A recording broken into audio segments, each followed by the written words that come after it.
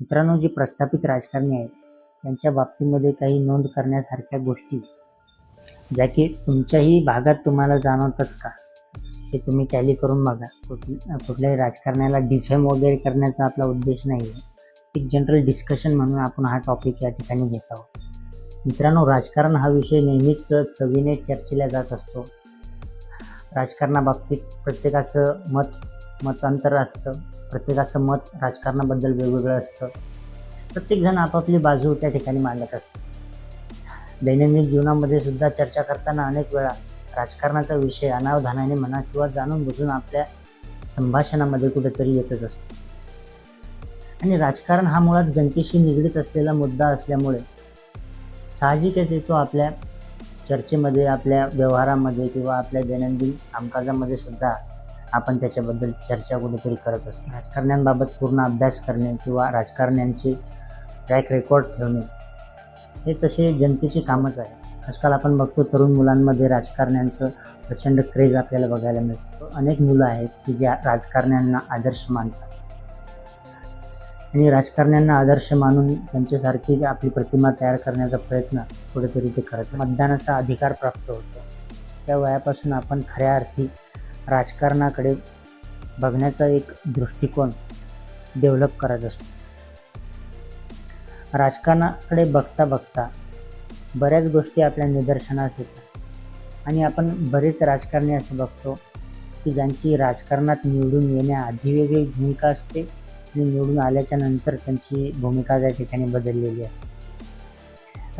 असं बऱ्याच वेळा घडतं. समाजासाठी आपली कारकीर्द गाजवणे हा जो प्रकार होता हा जुन्या राजकारणामध्ये बहुधा बघायला मिळाला. राजकारणामध्ये एखादा व्यक्ती प्रवेश करतो त्यावेळेला निवडून आल्यानंतर मी जो काही काम करेन याची क्लॅरिटी त्याच्या मनामध्ये असते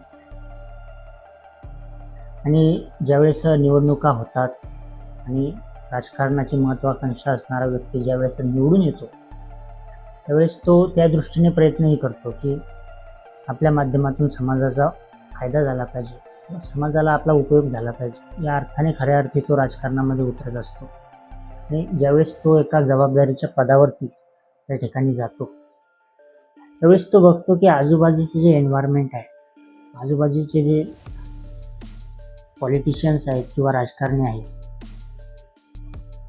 त्यांचा जो फोकस आहे आणि याचं जे विजन आहे ते कुठेतरी मॅच होत नाही. जे नवीन राजकारणी आहेत त्यांचं विजन आणि जुने राजकारणी जे जुने राजकारणी आहेत, जे प्रस्थापित राजकारणी आहेत त्यांचं विजन कुठेतरी मॅच होत नाही. सत्ता स्थिर स्थावर बऱ्यापैकी आहे. 20-25 वर्ष 30 वर्ष झाले हे लोक सत्तेवरती आहेत. असे राजकारणी म्हणजे त्यांना आपण प्रस्थापित राजकारणी असे म्हणतो. त्या प्रस्थापित राजकारण्यांनी खऱ्या अर्थी विकासाच्या मुद्द्यावर किंवा विकास केल्यामुळे ते प्रस्थापित राजकारणी निवडून येतात असा सर्वसामान्य जनतेचा भ्रम असतो किंवा प्रत्येकाला असं वाटत असतं की एवढे 5-5, 10-10 वर्ष 20-20 वर्ष निवडून येत आहेत, नक्कीच यांनी आपल्या भागाचा विकास केला असेल. किंवा यांनी झालेले राजकारणी त्यांच्या नावाने किंवा त्यांच्या कुटुंबियाच्या नावाने बनावट कंपन्या, त्याला आपण शेल कंपन्या असं म्हणतो, बनावट कंपन्या तयार करतात. गव्हर्नमेंटमध्ये कोणकोणत्या पॉलिसीज येणार आहेत, कोणकोणते प्रोजेक्ट येणाऱ्या वर्षामध्ये गव्हर्नमेंट राबवणार आहे याची इत्थंभूत माहिती या लोकांना असल्यामुळे त्यांना आधीच कळून जातं की नेमकी कशामध्ये इन्व्हेस्टमेंट केली तर ती आपल्याला फायदा करून देणार आहे आणि याचाच फायदा घेऊन आपल्याच डमी कंपन्या ते तयार करतात. नातेवाईकाच्या नावावर म्हणा किंवा पाहुण्यारावण्यांच्या नावावरती म्हणा. त्या डमी कंपन्यांद्वारे नंतर कॉन्ट्रॅक्ट भरले जातात. पब्लिक डोमेनमध्ये ज्यावेळेस कॉन्ट्रॅक्ट येतात तेव्हा ते फुगून दिलेले कॉन्ट्रॅक्ट्स असतात, जेणेकरून जो छोटा कॉन्ट्रॅक्टर आहे किंवा जे कमी भांडवल ज्याच्याजवळ आहे असा जो कॉन्ट्रॅक्टर आहे तो कॉन्ट्रॅक्ट घेऊ शकणार नाही. अशा पद्धतीची फिल्डिंग आधीच लावलेली असते. एक तर टेंडर फुगून भरलेले असते आणि जे टेंडर पास होणार आहे ते टेंडर ऑलरेडी यांच्या शेल कंपन्या ज्या आहेत त्यांनाच ते टेंडर त्या ठिकाणी मिळताना दिसतं.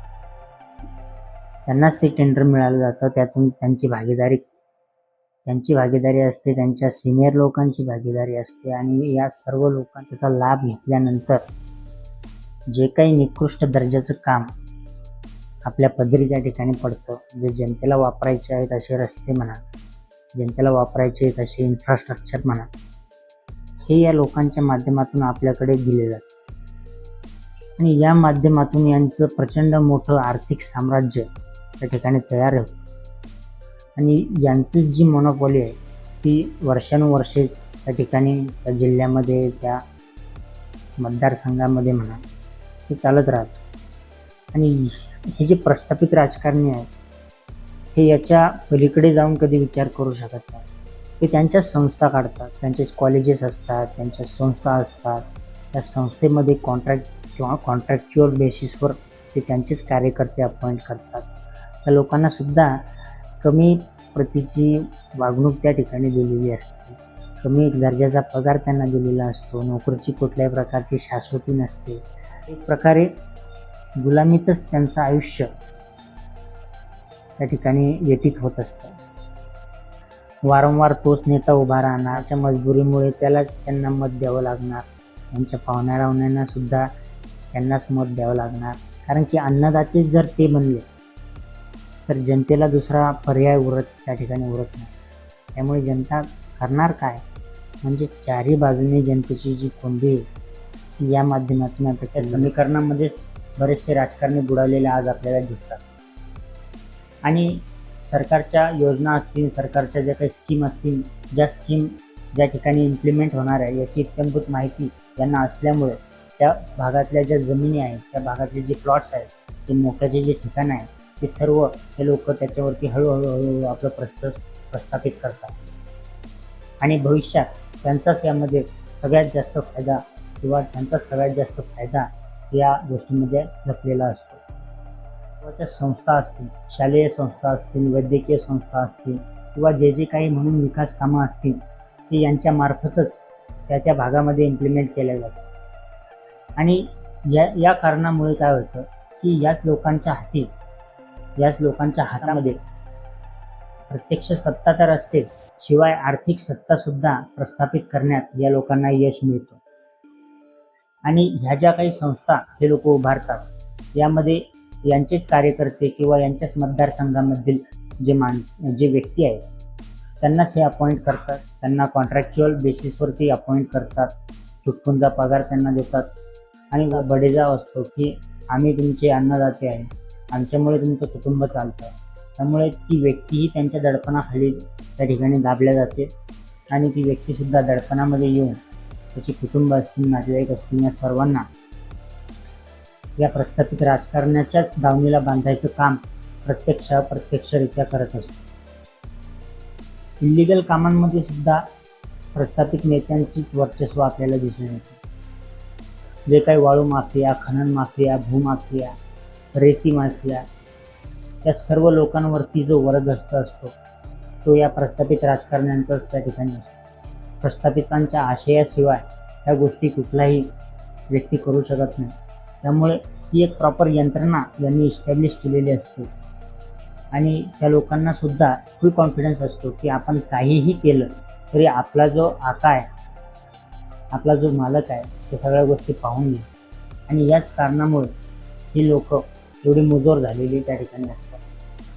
त्यामुळे गुन्हे करणे, गुन्हे अंगावर घेणे किंवा काहीही करायला हे लोक तयार असतात. याच्यामागे अर्थकारण आणि यांचे राजकीय समीकरण या दोन्हीचा याच्यामध्ये संगम असतो. याच्यामुळे गुन्हेगारीला चालना मिळते, गुन्हेगारी वाढत जाते आणि आपल्या मतदारसंघामधील नागरिकांवर दबाव तंत्र वापरण्यासाठी सुद्धा याच लोकांचा वापर हे लोक करून घेत असतात. याच लोकांच्या मार्फत हे प्रचार करत असतात, याच लोकांच्या मार्फत हे पैसा सर्क्युलेट करत असतात मतदारसंघामध्ये आणि आणखीन बऱ्याच भानगडी हे लोक याच माध्यमातून करत असतात. अशा पद्धतीने यांची एक साखळी जी आहे ती व्यवस्थितरित्या तयार झाल्यानंतर हा जो प्रस्थापित नेता आहे, जो कोणी नेता तो प्रस्थापित नेत्याला हटवण्याची जी जबाबदारी असते ती जनतेची असते. जनतेच्या हातामध्ये सर्व धुरा असताना जनतेनेच प्रस्थापितांना निवडून देणं ही जनतेचीच कुठेतरी चूक समजावी लागेल. जनतेने जर सुज्ञपणाने निर्णय घेतला आणि प्रत्येक पंचवार्षिकला, प्रत्येक टर्मला वेगवेगळ्या किंवा नवीन चेहऱ्याला जर प्राधान्य द्यायचं काम जर त्यांनी केलं तर नक्कीच जे प्रस्थापितांचं जे राजकारण आहे किंवा यांची जी हुकुमशाही डायरेक्ट इनडायरेक्टली जी आपल्यावर थोपली जाते हे प्रमाण कुठेतरी कमी होताना आपल्याला त्या ठिकाणी दिसेल. किंवा यांच्यावर जर का वचक ठेवायचं असेल तर जनतेने सुज्ञ होण्याची गरज आहे. जनतेने आता प्रस्थापितांना निवडून देता कामा नये. प्रस्थापितांच्या या धोरणांमुळे, प्रस्थापितांच्या या कारनाम्यामुळे सर्वसामान्य जनतेचंच याच्यामध्ये नुकसान त्या ठिकाणी होत आहे.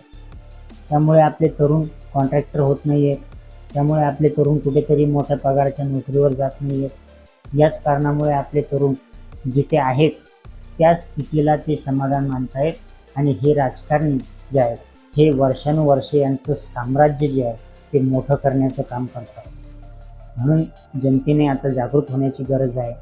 प्रस्थापितांना निवडून न देता जो काम करू शकतो, जो आश्वासक वाटणारा जो चेहरा आहे, प्रत्येकाच्या मतदारसंघामध्ये एक आश्वासक चेहरा असतो, जो नवीन उमेदीचा कार्यकर्ता आहे, जो नवीन उमेदीचा व्यक्ती आहे, ज्याची प्रचंड महत्त्वाकांक्षा आहे की मी राजकारणामध्ये जाऊन नक्कीच काहीतरी बदल घडवून आणेन, सकारात्मक बदल करण्याची ज्याची प्रवृत्ती आहे, जो वेल एज्युकेटेड आहे, शिक्षण ज्याचं चांगलं झालेलं आहे आणि गुन्हेगारी पार्श्वभूमी नसणारा असाच व्यक्ती जनतेने निवडून दिला आहे.